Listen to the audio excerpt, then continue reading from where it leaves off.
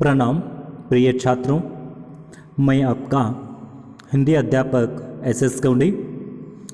तो आज के पीरियड में हम मध्ययुगीन काव्य में दूसरी कविता तुलसीदास के दोहे, इस दोहे का अध्ययन करेंगे आज के पीरियड में। तो इस तुलसीदास के दोहे जो है, इस दोहे का अध्ययन करने से पहले तुलसीदास जी का परिचय देखेंगे। तो महाकवि तुलसीदास जी का जन्म सन 1532 में हुआ था। आप राम भक्ति शाखा के सर्वश्रेष्ठ रचनाकार माने जाते हैं। तो तुलसीदास जी का जन्म 1532 को उनका जन्म हो गया था। तो राम भक्ति शाखा के वह श्रेष्ठ सर्वश्रेष्ठ रचनाकार माने जाते हैं। तो उनके पिताजी का नाम आत्माराम दुबे और माताजी हुलसी था, अथवा माताजी का नाम हुलसी था। तो आपके गुरु बाबा नरहरि दास थे। इनके गुरु का नाम नरहरि दास था। आपके आराध्य देव श्री रामचंद्र थे। इनके आराध्य देव यानी कि इनके पूजनीय देव भगवान, इनके इष्ट देव भगवान श्री रामचंद्र जी थे। तो श्री राम का आराधन वह करते थे। तो और लोकमंगल भावना आपके काव्य का प्रसिद्ध सिद्धांत है। तो लोकमंगल भावना तो इनके काव्य का सिद्धांत है। लोक मंगल, लोक कल्याण, जनहित करना, लोगों का भला करना। तो लोगों की भला करने का जो भावनाएं हैं, इनके काव्य का सिद्धांत रहा है। तो आपके अनन्य काव्य शैलियों का प्रयोग करते हुए कई रचनाएं हिंदी साहित्य जगत को समर्पित की।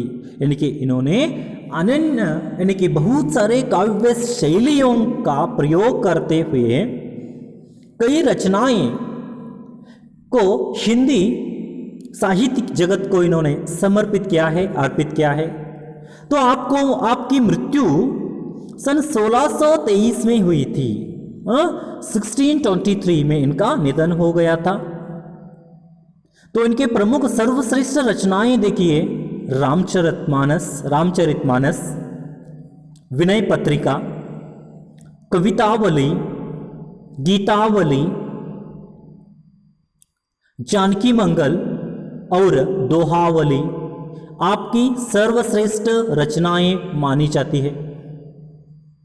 आपका अवधी और ब्रज भाषा पर समान अधिकार था।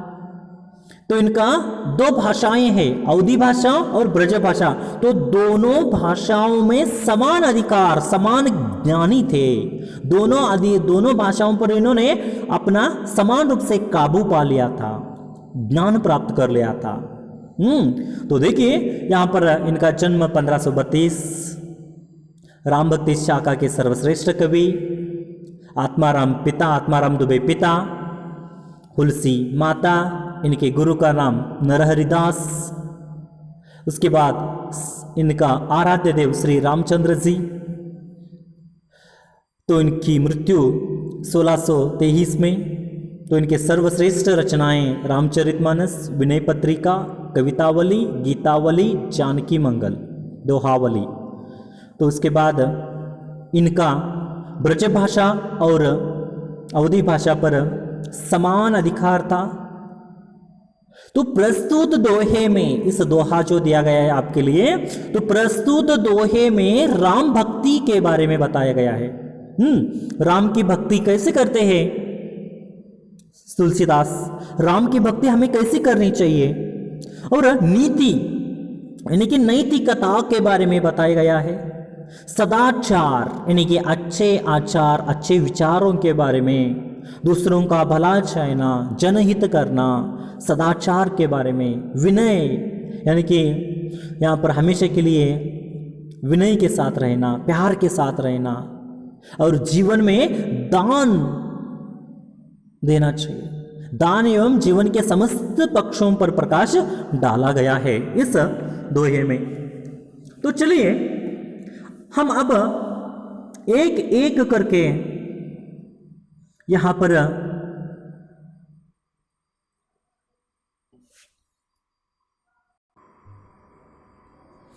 तो एक एक यहां पर अब तक हमने तुलसीदास जी का परिचय सुना। अब एक एक दोहे का कठिन शब्दार्थ और उसका एक्सप्लेनेशन सुनते चले जाएंगे। तो पहला दोहा ऐसा है, एक भरोसो एक बल एक आस विश्वास, स्वाति सलिल रघुनाथ जस चातक तुलसीदास। तो और एक बार सुनिए पहला दोहा, एक भरोसो एक बल एक आस विश्वास, स्वाति सलिल रघुनाथ जस चातक तुलसीदास। तो इस दोहे में कठिन शब्दार्थ है आस यानी कि इच्छा, एक भरोसो यानी कि विश्वास, एक बल यानी कि शक्ति, एक शक्ति, एक आस यानी कि एक इच्छा। तो उसके बाद स्वाति सलिल रघुनाथ जस, स्वाति सलिल यानी कि वर्षा, स्वाति वर्षा, स्वाति वर्षा के बूंदे, स्वाति नक्षत्र में जो बारिश होती है उसके बूंदे। तो रघुनाथ यानी कि राम। उसके बाद जस इस शब्द का अर्थ है जैसे, चातक यानी कि एक प्रकार का पक्षी, तो हम उसे कन्नड़ हिंदी में कोयल कहते हैं। तो तुलसीदास। तो अब इस दोहे का एक्सप्लेनेशन यानी कि विवरण हम सुनेंगे।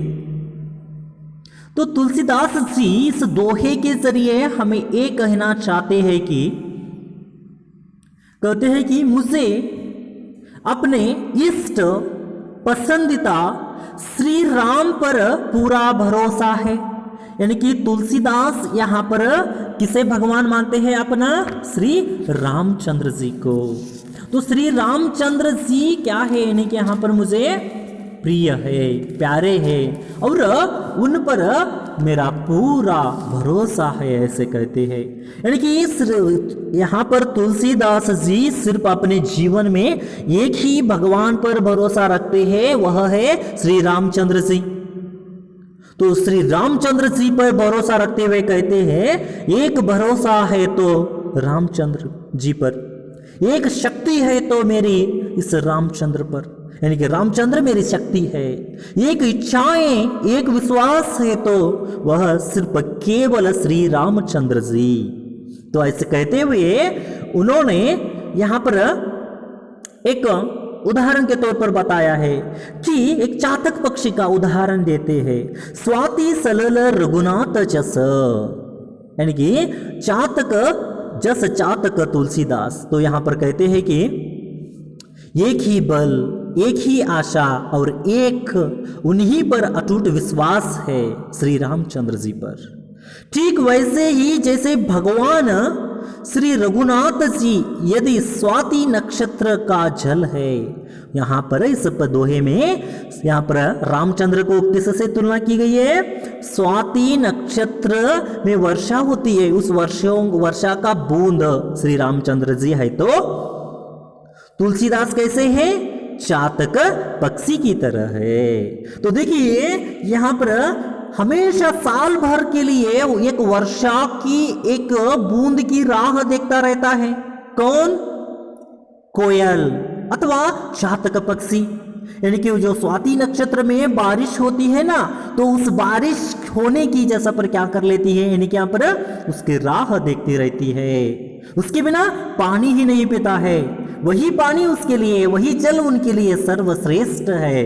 इसलिए उस वर्षा ऋतु का इंतजार करता रहता है। कौन? चातक पक्षी। तो उसी तरह श्री रामचंद्र जी के ऊपर तुलसीदास जी भरोसा रखकर बैठे हैं। और उसी तरह उस पर भरोसा रखते हैं, विश्वास करते हैं। तो जैसे कोयल अथवा चातक पक्षी यहां पर वर्षा ऋतु की राह देखता रहता है, तो उसी तरह चातक पक्षी राह देखता रहता है, उसी तरह तुलसीदास भी क्या करते हैं, यानी कि यहाँ पर श्री रामचंद्र जी पर भरोसा रखते हैं। तो स्वाति सलील यानी कि स्वाति वर्षा क्या कौन है, स्वाति वर्षा की तरह, स्वाति नक्षत्र की तरह कौन है, यानी कि यहाँ पर राम जी है। तो यहाँ पर मैं कैसे हूं, यानी कि तुलसीदास कैसे हैं, जातक पक्षी की तरह है, ऐसे तुलसीदास जी यहाँ पर कहते हैं। तो देखिए तुलसीदास, और एक बार देखिए यहाँ पर तुलसीदास जी कहते हैं कि मुझे अपने इष्ट देव राम पर पूरा भरोसा है, एक ही बल, एक ही आशा और एक उन्हीं पर अटूट विश्वास है। ठीक वैसे ही जैसे कि भगवान श्री रघुनाथ जी यदि स्वाति नक्षत्र का जल है, तो तुलसीदास जी चातक पक्षी है। तो चलिए, तो अगला दोहा है, जग 1336 है। जग कैसा है, 1336 है, रामचरण 6:3। तुलसी देखू विचारहिय है, यह मतो प्रवीण। और एक बार इस दोहे को सुनिए, जग 1336 है, रामचरण 6:3। तुलसी देखू विचारहिय है, यह मतो प्रवीण।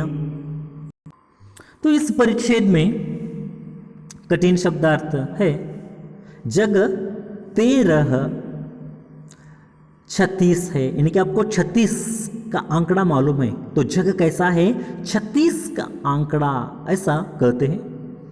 तो उसके बाद 6:3 यानी कि 63, 63। तो उसके बाद हिय शब्द का अर्थ है हृदय, और मतो यानी कि अभिप्राय, प्रवीण यानी कि ज्ञानी। हिय शब्द का अर्थ हृदय या मन भी हो सकता है, मन भी है। तो देखिए अब इस दोहे का एक्सप्लेनेशन सुनेंगे। तो यह जग जो तुलसीदास जी यहां पर कहते हैं कि जग कैसा है, कि यहां पर तुलसीदास कहते हैं कि मनुष्य को इस संसार अर्थात सांसारिक मोह माया से 36 का रिश्ता रखना चाहिए। 36 यानी कि तुम उसके साथ 36 का आंकड़ा हो, ऐसे कहते हैं, यानी कि ईर्ष्या। तो देखिए तुलसीदास जी यहां पर कहते हैं कि मनुष्य को इस संसार में क्या करना चाहिए, संसार अर्थात सांसारिक मोह जो है, सांसारिक मोह माया जो है, उसके साथ हमें कैसा रिश्ता रखना चाहिए, यानी कि पर 36 की आंकड़े की तरह जैसा पर हमें रिश्ता रखना है। जिस प्रकार 36 से 3 और 6 के अंक एक दूसरे से विपरीत होते हैं। तो देखिए इस प्रकार यहां पर क्या हो गया है, 36 लिख कर लीजिए। देखिए यहां पर 36 लिख कर लेने के बाद क्या है, 3 का चेहरा एक तरफ है और 6 का चेहरा एक तरफ है, यानी कि दोनों विमुख है, एक दूसरे की तरफ नहीं देखते हैं, वह एक दूसरे अलग अलग दिशाओं में देख रहे हैं, विमुख देख रहे हैं। तो देखिए यहां पर विमुख देख रहे हैं, 3 एक तरफ देख रहा है, 6 एक देख रहा है। तो इस संसार में हमें क्या करना चाहिए, यानी कि यहां पर इस संसार में जो संसार जो है उसके प्रति हम हमारे मोह माया जो है जैसा पर ऐसी होना चाहिए, संसार की तरफ भक्ति हमारी ऐसी होनी चाहिए, यहां पर ऐसे तुलसीदास कहते हैं। फिर आगे कहते हैं कि तुलसीदास यहां पर आगे कहते हैं कि विपरीत होते हैं, उसी तरह हमें सांसारिक चीजों के विपरीत रहना चाहिए, और उसी की तरह भगवान से कैसे मिलकर रहना चाहिए। दो बातें कहते हैं यहाँ पर, सांसारिक रूप में कैसे रहना चाहिए और भगवान जैसा पर जो स्वर्ग लोक में भगवान है उसके प्रति कैसे रहना चाहिए। तो इस सांसारिक जगत में हमें 36 की तरह रहना चाहिए और उसी तरह भगवान के यहाँ पर भक्ति में कैसे रहना चाहिए, यानी कि यहाँ पर हमें 63 की तरह रहना चाहिए। 6-3, तो देखिए यहाँ पर चित्र में 6 और 3 कैसे है, तो 6-3 एक दूसरे की तरफ देख रहे हैं, यानी कि मिलकर रहे हैं। तो मिलकर हमें रहना चाहिए, आत्मा के साथ मिलकर हमें रहना चाहिए, क्योंकि यह जीवन शाश्वत नहीं है, हमारा यह जीवन शाश्वत नहीं है। इसलिए इस संसार से, इस जीवन से 36 की तरह रहना चाहिए और आत्मा के साथ 63 की तरह रहना चाहिए, 6-3 की तरह रहना चाहिए, मिलजुल कर रहना चाहिए। ऐसे यहाँ पर सभी का विचार है, सभी ज्ञानी का मत है, सभी जैसा पर होशियार लोगों का अभिप्राय है, उनकी सोच ऐसी है। तो और एक बार इस दोहे को देखिए, तो यहाँ पर हमें हमेशा के लिए जग अथवा इस संसार में सांसारिक रूप को हमें 36 के साथ रहना चाहिए। व्याम जो जीवन में, जो संसार में जो व्यामोह है, सांसारिक मोह है, उसके साथ हमें हमारा रिश्ता 36 की तरह रहना चाहिए। जिस प्रकार 3 और 1 विमुख है, एक दूसरे के प्रति नहीं देखते हैं, वैसे हमें रहना चाहिए। और उसी तरह यहाँ पर अगर आत्मा की बात कहें तो हमें आत्मा के साथ 63 की तरह रहना चाहिए, यानी कि हमें राम के प्रति, राम के चरण के प्रति हमें 63 की तरह रहना चाहिए, यानी कि मिलजुल कर रहनी चाहिए। ऐसे यहाँ पर कहते हैं, यही मत यहाँ पर प्रवीण लोगों का, ज्ञानी लोगों का यही मत है। ऐसे यहाँ पर तुलसीदास जी कहते हैं। अब आगे बढ़ते हैं तीसरे दोहे के तरफ। तुलसी संत सुअंबतरु फूली फलहि परहेत, इतते ए पाहन हनत उतते वे फल देत। और एक बार तीसरा दोहा देखिए, तुलसी संत सुअंबतरु फूल फलहि परहेत, इतते ए पाहन हनत उतते वे फल देत। तो इसमें कठिन शब्दार्थ है सुअंब, यानी कि क्या है यहाँ पर आम। तो तुलसी संत, संत यानी कि संतों के बारे में तुलसीदास यहाँ पर कहते हैं। सुअंब यानी कि मीठे आम का पेड़, तरु यानी कि वृक्ष, परहेत यानी कि परों के लिए अथवा परों के हित के लिए, पाहन यानी कि पत्थर, हनत यानी कि मारना, इतते यानी कि जितना, उतते इस शब्द का अर्थ है उतना। तो देखिए इस दोहे का विवरण, स्पष्टीकरण देखिए। तो तुलसीदास जी इस दोहे में कहते हैं कि, इस दोहे में कहते हैं कि संत जो कैसे होना चाहिए। तो संत कैसे होते हैं, यानी कि यहाँ पर संत पुरुष उस आम की पेड़ की तरह होते हैं, यानी कि जो मीठा फल देता है ना, उसी तरह मीठे फल देने वाले पेड़ की, आम की पेड़ की तरह संत होते हैं, जो हमेशा दूसरों को मीठे फल देता रहता है, बदले में वह कुछ भी नहीं लेता, वह तो दूसरों का उपहार करने के लिए ही फलता फूलता है। लोग धरती से पत्थर भी फेंकते हैं, लोग धरती से पत्थर भी फेंकते हैं तो भी वह उन्हें फल ही देता है। तो संत पुरुष भी ठीक वैसे ही होते रहते हैं। तो और एक बार इस दोहे में देखिए, तुलसीदास जी संत के बारे में कहते हैं, संत कैसा होता है, यानी कि आम की, मीठे आम की पेड़ की तरह होता है। और मीठे आम जो देखिए यहाँ पर, आम के पेड़ में क्या लगते हैं, आम ही लगते हैं मीठे। तो एक व्यक्ति आकर कोई भी जैसा पर आम निकालने के लिए उसे पत्थर फेंकते हैं, बहुत सारे पत्थर फेंकते हैं। तो पत्थर फेंकने के बाद उसके प्रति जैसा पर आम क्या देता है, उसे फल ही देता है, उसके बदले में कोई नहीं दे, कुछ भी नहीं देता। यानी कि पत्थर फेंकने के बावजूद भी वह आम क्या करता है, लोगों को मीठे फल देता रहता है। यानी कि जितने आप पत्थर फेंकते हैं उस आम पेड़ को, उतने ही फल वह हमें देता रहता है। तो उसी तरह संत भी होते हैं।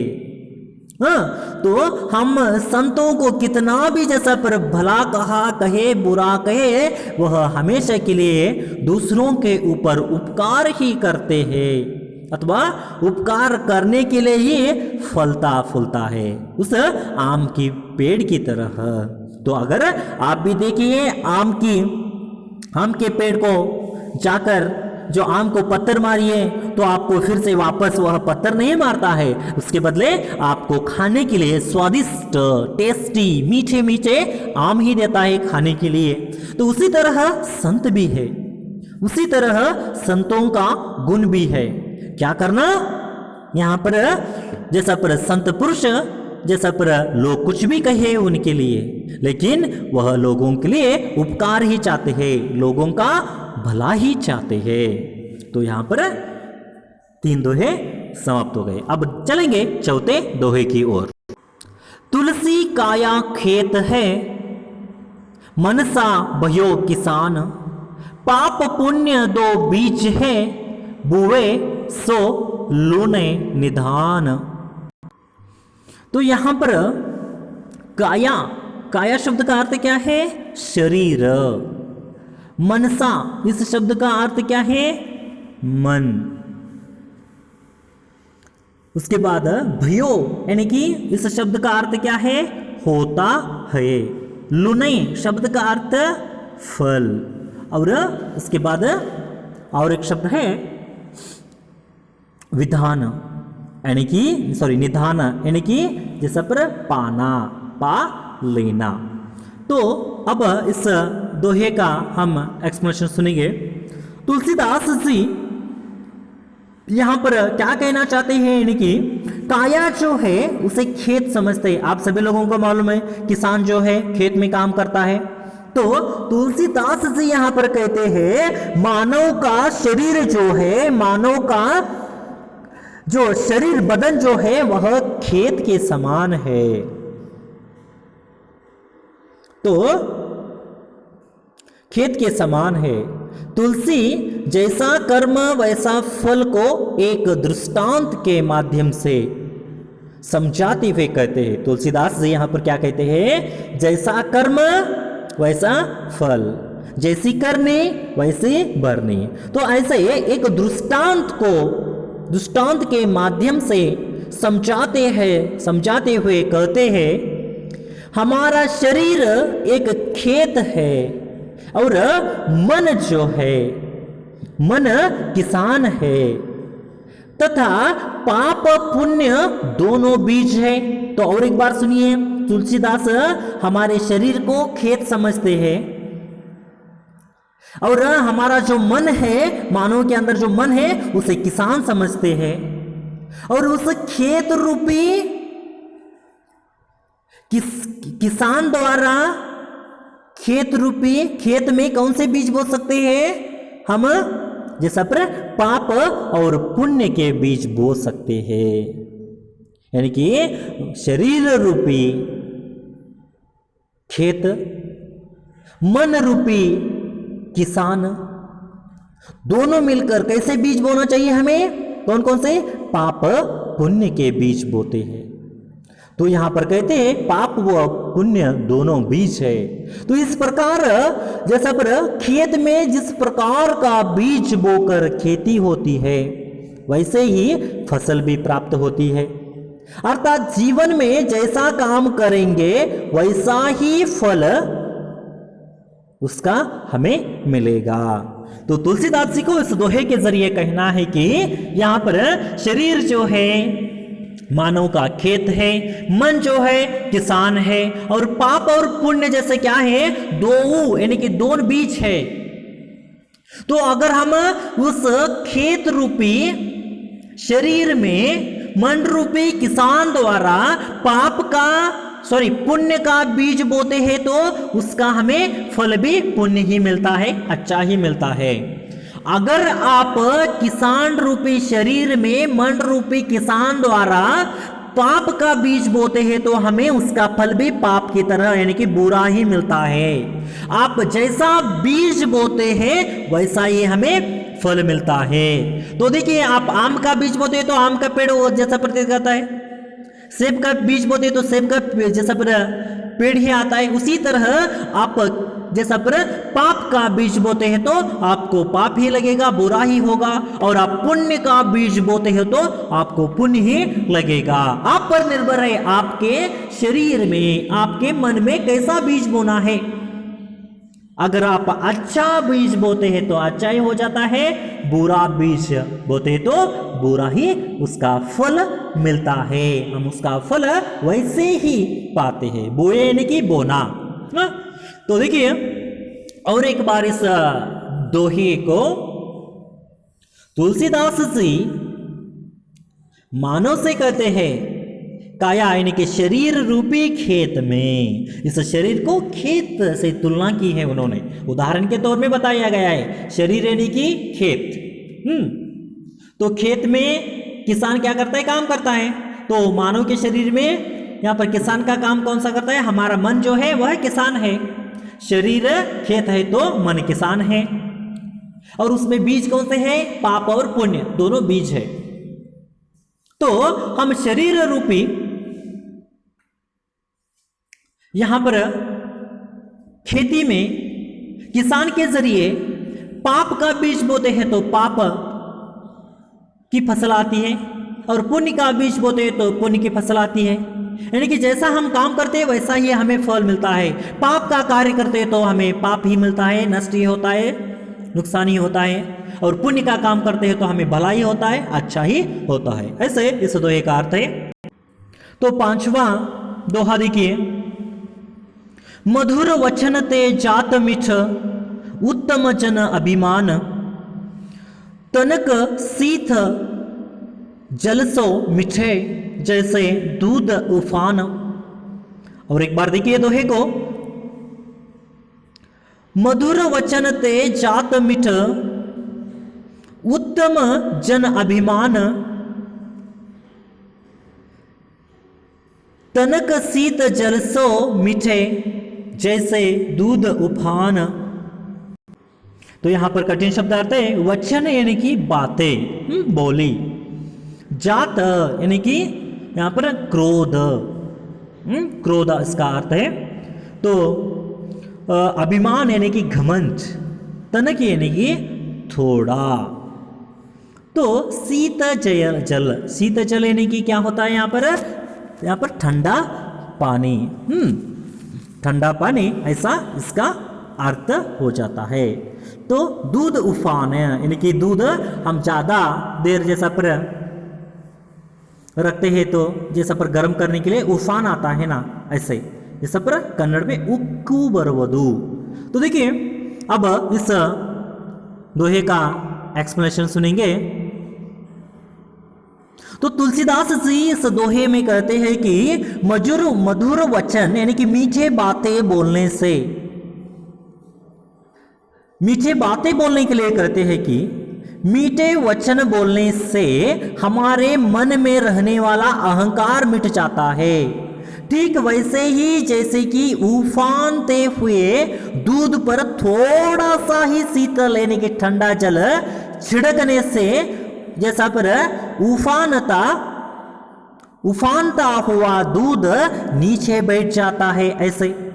तो यहाँ पर उदाहरण देते हुए कहते हैं तुलसीदास जी की, यहाँ पर मीठे वचन बोलने से, मधुर बातें बोलने से हमारे अंदर क्या हो जाता है, अहंकार मिट जाता है, अहंकार खत्म हो जाता है। तो एक उदाहरण देते हैं वह, ठीक वैसे ही जैसे उफानते हुए दूध पर थोड़ा सा शीतल जल यानी कि ठंडा पानी छिड़काने पर उफनता हुआ दूध नीचे बैठ जाता है, उसी तरह हम अगर मीठे वचन बोलते हैं, मधुर वचन बोलते हैं, तो हम क्या कर सकते हैं, यहां पर हमारे अंदर जो अहंकार है वह मिट जाता है और हम क्या कर सकते हैं, हमारे दुश्मनों को भी और सभी लोगों को भी अपने काबू में कर सकते हैं। तो मीठे वचन, और एक दोहाई देखिए, मीठे वचन ते सुख उपजत चहुवर वशीकरण, यह मंत्र है। यानी कि मीठे वचन बोलने से हम क्या कर सकते हैं, दूसरों को अपने काबू में कर सकते हैं, अपने शत्रुओं को अपने काबू में कर सकते हैं। तो हमें मीठे वचन बोलना चाहिए। तो देखिए, जिस प्रकार जब दूध में उबाल आता है तो हम उसमें शीतल जल डालकर, ठंडा पानी डाल करके जैसा पर दूध के उफान को हम शांत करते हैं, उसी प्रकार हम मीठे वचन बोलने से अपने दुश्मनों को भी अपने वश में कर सकते हैं और अपने खुद के अहंकार को भी हम मिटा सकते हैं। तो यहाँ पर आज के पीरियड में यह 5 दोहे बस, कल के पीरियड में हम क्या करेंगे, बाकी के 5 दोहों का अध्ययन करेंगे। तब तक थैंक यू, धन्यवाद।